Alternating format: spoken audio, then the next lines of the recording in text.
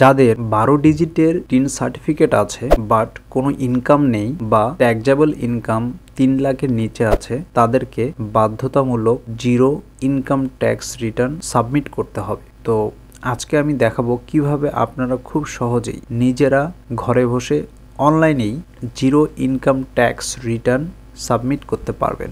জিনিসটি খুবই সহজ, আপনি জাস্ট পুরো ভিডিওটা দেখলে একটা ক্লিয়ার আইডিয়া পেয়ে যাবেন।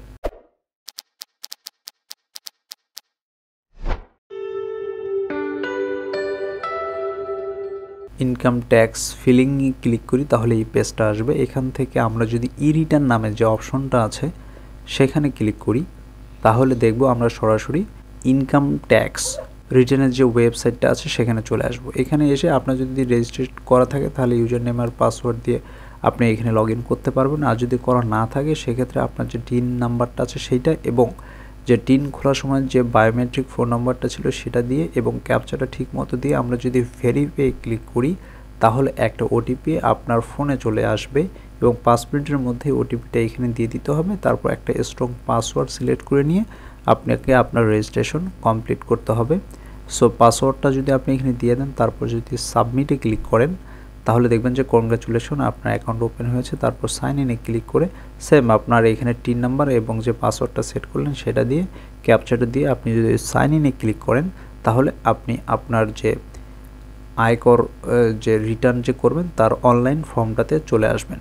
তো এই পেজটা যখন আসবে এখান থেকে আপনি একটু নিচে নামলেই দেখবেন যে সেভ অ্যান্ড কন্টিনিউ নামে একটা অপশন আছে, সেইখানে আপনাকে ক্লিক করতে হবে। তো আমরা এখানে ক্লিক করলাম, তারপর দেখবেন যে এই পেজটা আসবে। এখান থেকে আমরা রিটার্ন সাবমিশন নামে যে অপশনটা আছে বাম সাইডে এখানে ক্লিক করব, তাহলে আমরা এই পেজটা পাবো।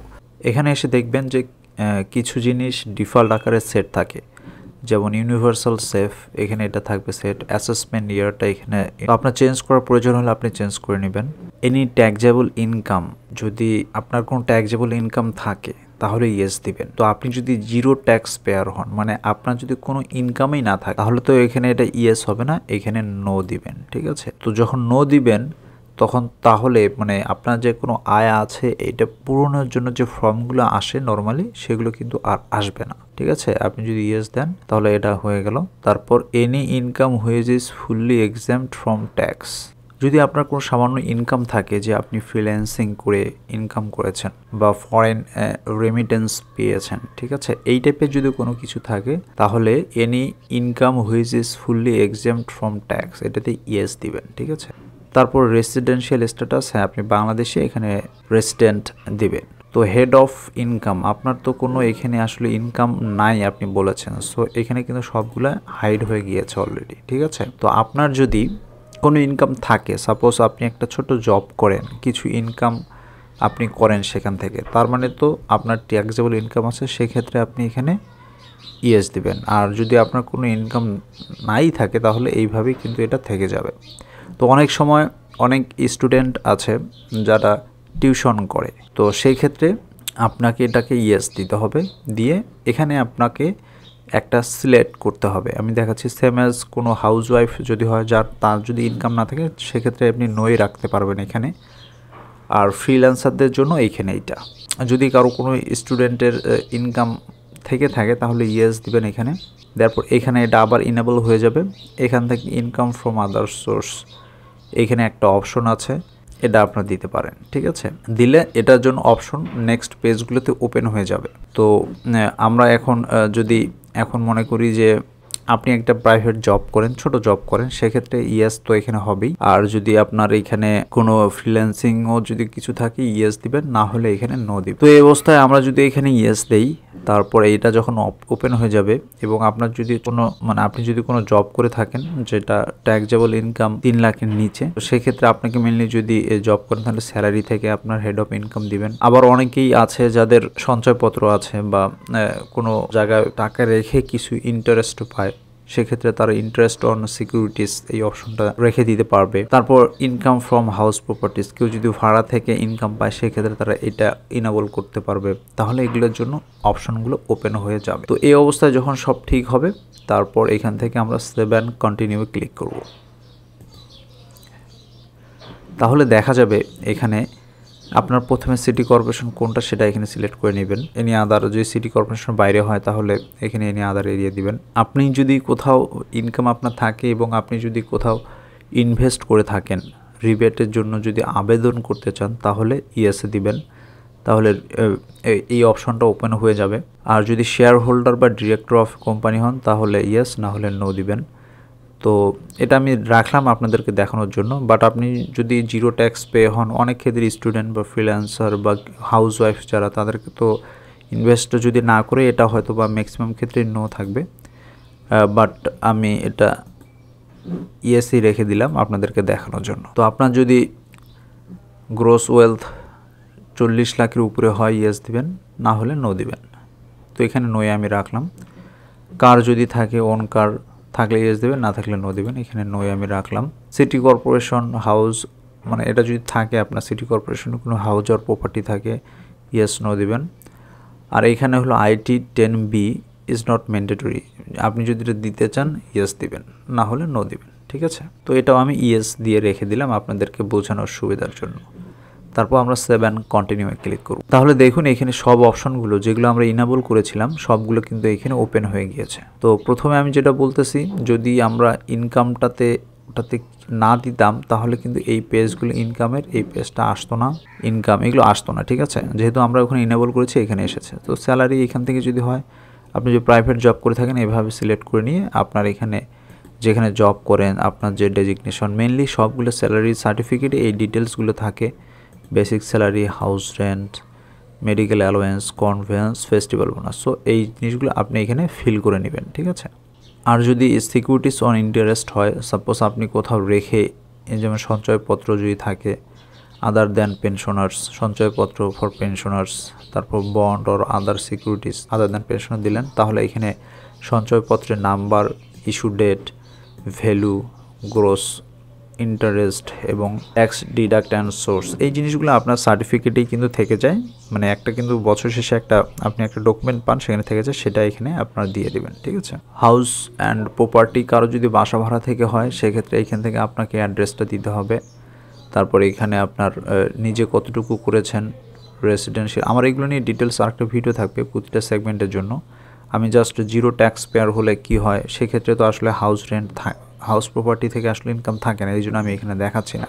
কারো যদি তারপর 3 লাখের কম হয়ে থাকে, আপনারা দেখাতে চান বাট জিরো রিটার্ন করতে চান, মেনলি তাদের জন্যই অপশনটা আমি দেখাচ্ছি। তো এখান থেকে আপনি নিজে কতটুকু থাকেন, রেসিডেন্সিয়াল কতটুকু, কমার্শিয়াল কতটুকু, এখানে সেই অ্যামাউন্টটা দিয়ে দিলে বাকি ক্যালকুলেশনগুলো মেনলি এখানে অটোমেটিক হয়ে যায়, এবং কতগুলো অ্যানুয়াল রেন্ট আপনি পাচ্ছেন। সাপোজ এখান থেকে একটা জিনিস দেখাচ্ছি, সাপোজ আপনি যদি 50,000 টাকা রেন্ট পান, এইভাবে লিখবেন, এখান থেকে রিপেয়ার এত যাবে এবং বাকি টাকা দেখাবে যে আপনার কতগুলা 100% টোটাল অ্যামাউন্ট রেন্ট, এখানে কত টাকা হলো আপনার ট্যাক্সেবল ইনকাম, সেটা কিন্তু এইভাবে চলে আসবে। ঠিক আছে, ইনকাম ফ্রম আদার সোর্স, এখানে কিন্তু অনেক অপশন দেয়া আছে। ঠিক আছে, interest, profit, bank or FI, dividend. তো কনসালটেন্সি সার্ভিসেস, টিউশন করায় থাকেন বা কাউকে কনসালটেন্সি সার্ভিস আপনার থেকে থাকে, সেক্ষেত্রে আপনি এটা সিলেক্ট করতে পারেন। এটা যদি সিলেক্ট করেন, এটার জন্য এই যে ক্লায়েন্ট নেম, এগ্রিমেন্ট নং, যদি কোনো কিছু ডেট, এই জিনিসগুলো এখানে আসবে, এখানে সব পূরণ করে দেবেন। আর যদি আপনি আদার ইনকাম দেন, এখানে আরেকটা অপশন আছে, এনি আদার ইনকাম, সাপোজ আপনি টিউশনই করতে চান, সেটাও আপনি এখানে দিয়ে দিতে পারেন। এখানে টিউশন লিখবেন যে টিউশন, পেমেন্ট অথরিটিকে স্টুডেন্ট ফাদার হতে পারে, কোন ডেটে পেয়েছেন, গ্রোস অ্যামাউন্ট রিসিপ্ট কত পেয়েছেন, যদি কোনো এক্সপেন্স থাকে রিলেটেড সেটা এখানে দিয়ে দিবেন। ঠিক আছে, সাপোজ এখানে গ্রোস অ্যামাউন্ট আপনি, তারপর হলো আমরা আরেকটা অপশন আছে, তো ট্যাক্স এক্সাম্পট ইনকাম।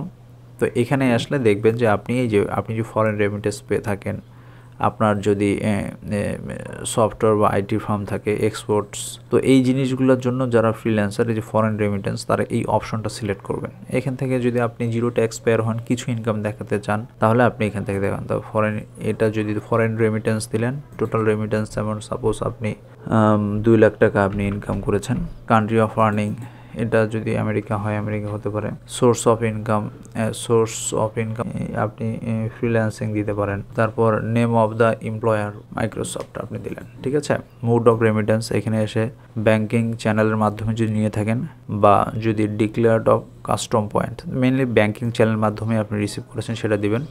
তারপরে এখানে কি ব্যাংক বা মানি ট্রান্সফার এজেন্সি নেম যদি থাকে, যে সাপোজ ব্যাংক, এখানে ডিবিবিএল এর মাধ্যমে যদি আপনি নিয়ে থাকেন তাহলে ডি এভাবে লিখে দিবেন, অ্যাকাউন্ট নেম দিবেন, অ্যাকাউন্ট নাম্বার এখানে দিবেন। তাহলে এইখানে আপনার সবগুলো ইনকাম ডিটেলস এভাবে এখান থেকে হয়ে যাবে। তারপর আপনি আসবেন রিবেট, যেহেতু আপনি ওখানে রিবেটটা ওপেন করেছিলেন, মানে আপনি ইনভেস্টমেন্টের রিবেট চান তাহলে এই অপশন আসবে। এখানে যে লাইফ ইন্স্যুরেন্স থেকে করেন এটাকে সিলেক্ট করে নিয়ে এখানে তার ডিটেলস দিয়ে দিবেন। ডিপিএস থেকে এখান থেকে আপনাকে ডিটেলস দিয়ে দিতে হবে, ঠিক আছে। আমার এগুলো নিয়ে ডিটেলস আরেকটা ভিডিও আছে, ভিডিও ডিসক্রিপশনে আমি লিঙ্ক দিয়ে দিচ্ছি, আপনি ওখান থেকে ডিটেলসগুলো দেখে নিয়ে আসতে পারেন। এখানে আমি আর বেশি ডিটেলস দেখাচ্ছি না। তো এটা হলো রিবেটের এই অপশনগুলো। এখান থেকে আপনি যে খাতে যদি কোনো ইনভেস্ট করে থাকেন সেখান থেকে আপনি রিবেট পাবেন।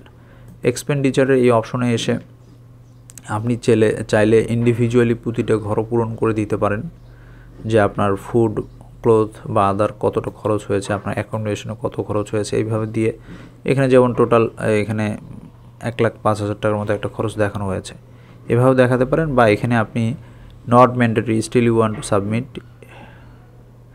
নো যদি দেন, তাহলে দেখেন আপনার যে খরচটা হয়েছে টোটাল, সাপোজ আপনি একজন স্টুডেন্ট বা গৃহিণী, টোটাল আপনি সারা বছরে মনে করেন 80,000 টাকা খরচ করেছেন।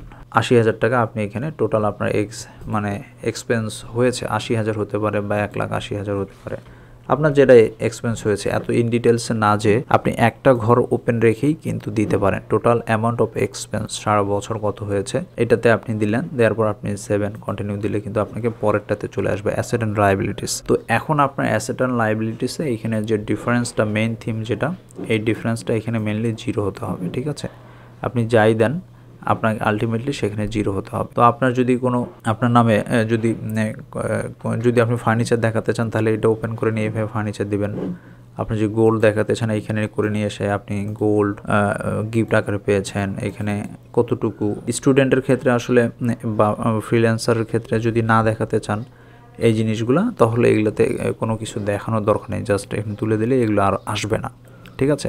এগ্রিকালচার, নন এগ্রিকালচার ল্যান্ড থাকে, এইভাবে এসে এখানে ডিটেলসগুলো, ডেসক্রিপশন, কোথায় লোকেশন, কোন জায়গা, মানে কীভাবে পেয়েছেন। মেনলি যদি আপনার ফার্স্ট টাইমের মতো দিয়ে থাকেন তাহলে ইনহেরিটেন্স বা গিফট আকারে পেয়েছেন, এখানে সিলেক্ট করে দিয়ে এখানে দিবেন, এবং এর আগের বছরে কী অ্যামাউন্ট ছিল, এখন কী অ্যামাউন্ট, সেটা এখানে দিয়ে দিতে হবে। আর ডাটা আপনি যত এগুলো দিয়ে দিচ্ছেন, মানে যে কোনো কিছু যদি অ্যাসেট আকারে দেখান তাহলে এই ফান্ড অফ সোর্সটা আপনাকে দেখাতে হবে। আপনাকে যেটা কি করতে হবে, যে এইখানে কোনো লাইবিলিটিস থাকলে এখানে দেখেন না, তাহলে দেখা গেল যে আপনার আপনি লিভিং এক্সপেন্সে যদি আপনি অন্য কিছু না দেখান, যে ওখানে লিভিং এক্সপেন্সে আপনি 1,80,000 খরচ করেছেন, ঠিক আছে। এখন আপনাকে সোর্স অফ ফান্ড দেখাতে হবে। তো আপনি দেখেন আমরা কিন্তু কোথাও কোনো সোর্স অফ ইনকাম দেখাইনি, ঠিক আছে। যদি দেখাতাম তাহলে কিন্তু এখানে আসতো। দেখুন আমরা এই যে ইনকামের ঘরে আসি, এইখানে স্যালারি যদি আমরা এই যে এইখান থেকে other source of other income থেকে আমরা একটা দেখাই, এনি আদার ইনকাম, ঠিক আছে। এইখানে হলো টিউশন। সাপোজ আমরা যদি টিউশন থেকে এরকম কোনো ইনকাম দেখাতে চাই, এরকম করে দেখাই দিলাম, তাহলে এখন যদি আমরা এই অ্যাসেট লায়াবিলিটিসের ঘরে আসি তাহলে দেখাবে যে এই সোর্স অফ ফান্ড থেকে আমরা 35,000 টাকা এখানে চলে আসছে, ঠিক আছে। তো এভাবেই। আর যদি না থাকে, সাপোজ আপনার কোনো কিছু নেই এখানে, ইনকাম থেকে আপনার নাই, তাহলে আদার রিসিপ্ট, যেহেতু এখানে আপনার একটা এক্সপেন্স দেখিয়েছেন, আপনাকে ব্যালেন্স করতে হবে। তো ব্যালেন্স করতে গেলে আপনাকে দিতে হবে। এখানে আরও আসলে অনেক বেশি, আমি অনেক কিছু দেখিয়েছি।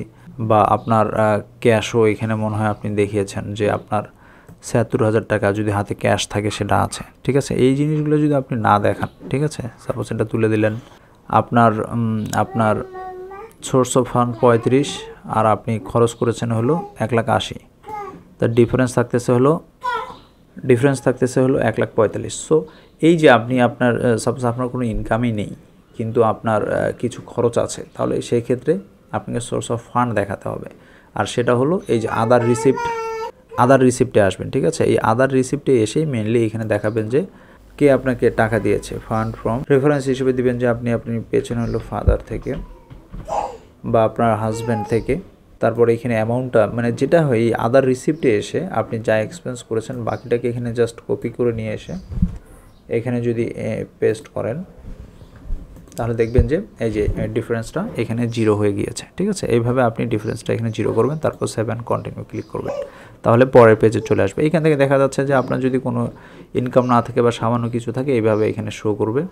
নর্মালি সবগুলাই যদি 0 ইনকাম ট্যাক্সের ক্ষেত্রে 3 লাখের নিচে হলেই হয়ে যাবে, বা কিছু আপনি এখানে এইভাবে থাকতেও পারে, এটা সমস্যা নেই। সব কিছু 0 এইখানে দেখাবে। তারপর প্রসিড টু অনলাইন রিটার্ন এইখানে আপনি ক্লিক করবেন। তারপর এখানে এসে সব কিছু একবার দেখে নেবেন। সব কিছু দেখে নিয়ে যখন দেখবেন যে ঠিক আছে মোটামুটি যেভাবে পূরণ করেছেন, তাহলে এইখানে এসে আপনাকে ভেরিফিকেশন এই যে এটাতে ক্লিক করে নিতে হবে। তারপর সাবমিট রিটার্নে ক্লিক করতে হবে। Do you want to submit return? Yes.